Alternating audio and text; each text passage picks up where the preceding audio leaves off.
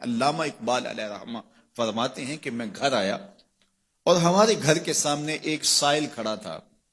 سائل چوں قضائے مبرم ہے، جس طرح قضائے مبرم ہوتی ہے، ٹلتی نہیں ہے، اس طرح وہ ٹلنے والا ہی نہیں تھا. میں نے اس کو لا کہا بابا چلا جا، معاف کر، لیکن وہ ضد کر کے گھر کے دروازے کے اوپر کھڑا تھا. میں لاؤبالی کی عمر تھی تو سکول سے آیا تھا، میرے ہاتھ میں چھوٹی سی چھڑی تھی تو میں نے اس کے کاسے کے اوپر ماری تو وہ کاسا ٹوٹ کے گر گیا اور اس کے اندر جو سارے دن کی ریزگاری جمع کی تھی وہ بھی بکھر گئی. تو کہتے ہیں کہ وہ ریزگاری اکٹھی کرنے لگا اور میرے والد شیخ نور محمد اندر سے کہیں دیکھ رہے تھے تو وہ باہر آئے.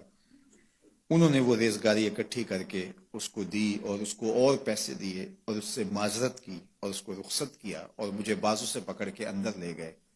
اقبال کہتے ہیں میں نے ساری زندگی اپنے والد گرامی کو یوں بلک بلک کے روتے نہیں دیکھا تھا.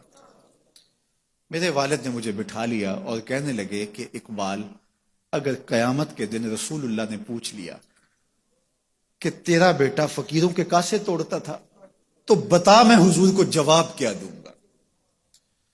تو کہتے ہیں کہ بس وہی لمحہ میری تربیت کا تھا.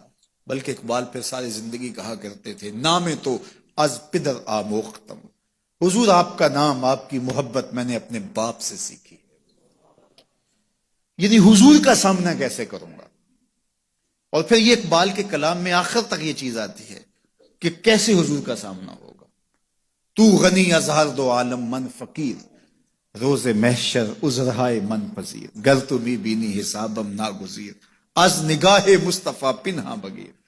اقبال بھی پھر آخر میں دعا کرتے ہوئے اللہ کی بارگاہ میں عرض گزار ہوتا ہے، مالک تو غنی ہے، میں تیرا فقیر بندہ ہوں، تو مجھے یوں ہی معاف کر دے، میرا حساب نہ لینا. لیکن اگر میرا حساب لینا بڑا ضروری بھی ہوا تو یہ مہربانی کرنا حضور کے سامنے نہ لینا، میں حضور کو کیا منہ دکھاؤں گا. تو یہ فکر ملی کہاں سے؟ یہ باپ کی تربیت سے ملی، یہ ماں کی آغوش سے ملی. تو یہ ماں باپ کی ذمہ داری ہے کہ بیٹا جب کسی کا دل توڑے، جب کسی سے زیادتی کرے تو باپ وہیں اس کا راستہ روکے. اور ایک فقیر کا لاؤبالی پن کے اندر کاسا توڑ دیا اور باپ نے پھر ایسی تربیت کی کہ اقبال ساری زندگی لوگوں کے دل جوڑتا رہا، ساری زندگی بتاتا رہا کہ انسان کی اصل صورت کیا ہوتی ہے. دل نہیں شاعر کا ہے کیفیتوں کی رستخیز، کیا بتاؤں کہ درون سینہ کیا رکھتا ہوں میں، در غم دیگر بسوزو دیگر آرا ہم بسوز، گفت مت روشن حدیث گر توانی دار ہوش، کہہ گئے ہیں شاعری جزویست از پیغمبری، ہاں سنا دے پڑھ کے ان کو پیغام سروش. وہ کہتا ہے دوسروں کے غم میں جلنا اور پھر اس غم کو جہان میں پھیلا دینا، اسی کا نام شاعری ہے. پھر اقبال نے وکری شاعری کی، شاعر تو اور بھی ہیں لیکن اقبال کہتا ہے شاعری از مثنوی مقصود نیست، بت فروشی بت گری مقصود نیست، کشتائے انداز ملا جامیم، نظم و نثر او علاج خامیم. وہ کہتا ہے کہ میں یہ بت نہیں بنا رہا کہ یہ غزلیں تراش کے اور یہ نظمیں تراش کے لوگوں سے داد وصول کرو. بلکہ کسی نے اقبال کو کہا یار کوئی غزل تو سناؤ، تو اقبال رو پڑا، کہا حضور میں اپنے شعروں کی داد قیامت کے دن آپ سے ہی لوں گا. یارا مرا غزل خانے شمردن، یاروں نے تو مجھے غزل خاں سمجھ لیا، میرا تو مقصد ہی اور ہے. بلکہ ان شعراء پہ تنقید اقبال نے کی. عشق و مستی کا جنازہ ہے تخیل ان کے اندیشہ تاریخ میں قوموں کے مزار، چشم آدم سے چھپاتے ہیں مقامات بلند، کرتے ہیں روح کو خوابیدہ بدن کو بیدار.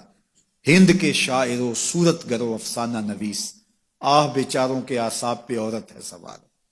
ہر وقت لب و رخسار کے تذکرے، ہر وقت نشیلی آنکھوں کی کہانیاں، ہر وقت قد رانا کی باتیں. کہا تم اس خول سے نکل ہی نہیں رہے، تمہاری شاعری صرف ایک عورت کے گرد گھوم رہی ہے جس نے اس کو تخلیق کیا، اس خالق کے جلوے بھی تو دیکھو نا.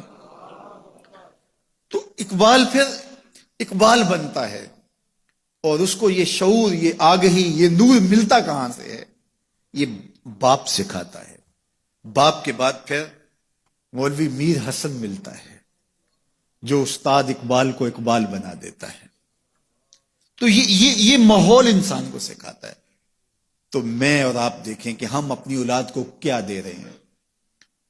تو کبھی بھی اپنی اولاد کو اس کی اجازت نہ دیں کہ وہ کسی کمزور پر ظلم کرے. جب کمزور پر آپ کی اولاد ظلم کرتی ہے، زیادتی کرتی ہے، تو پھر وہ بڑی ہو کر کے ظالم بنے گی، جابر بنے گی.